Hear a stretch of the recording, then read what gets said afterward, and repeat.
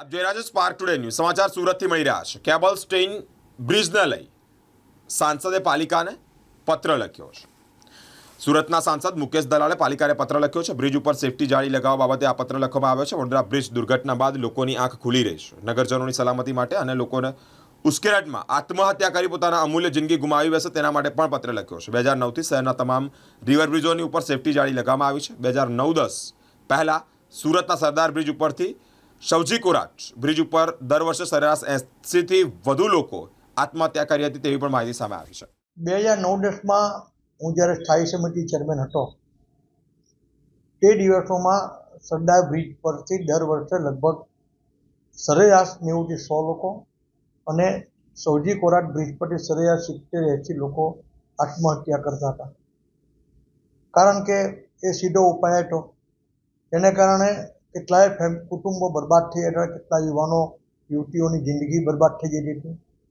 ત્યારે મેં સર્વપ્રથમ નેટ અહીં સરદાર બ્રિજ પર લગાવવાનું સૂચન મેં મ્યુનિસિપલ કમિશનરશ્રીને કર્યું હતું। ત્યારબાદ જેટલો નદીનો પટ છે એટલા ભાગમાં સરદાર બ્રિજ પર એ નદી એ લાગી ગઈ નેટ, સેફ્ટી નેટ લાગ્યા બાદ તરત જ એનું પરિણામ એ આવ્યું કે આત્મહત્યાનું પ્રમાણ શૂન્ય થઈ ગયું।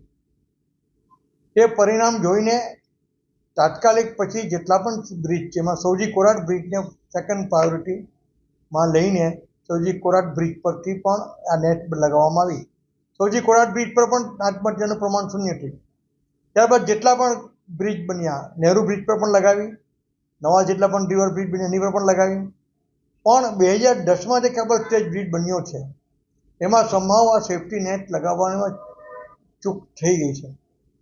તો મારા ધ્યાન પર એ વિષય આવતા મેં જોયું કે ત્યાં સેફ્ટી નેટ નથી, તો મેં મ્યુનિસિપલ કમિશનરને એક પત્ર લખીને સૂચન કર્યું છે કે તાકીદે કેબલ સ્ટેજ બ્રિજનો સ્ટ્રક્ચરલ રિપોર્ટ કઢાવીને અને જો એ સ્ટ્રક્ચરલ રિપોર્ટ પોઝિટિવ આવે તો જેટલા પટ્ટમાં નદી છે તેટલા પટ્ટમાં એક સેફ્ટી નેટ લગાડવામાં આવે, જેથી આ પુલ પરથી પણ લોકો કૂદીને આત્મહત્યા નહીં કરે અને શહેરીજનોની જિંદગી બચે, અમૂલ્ય જિંદગી બચે અને કેટલાય કુટુંબો બરબાદ થતા બચે।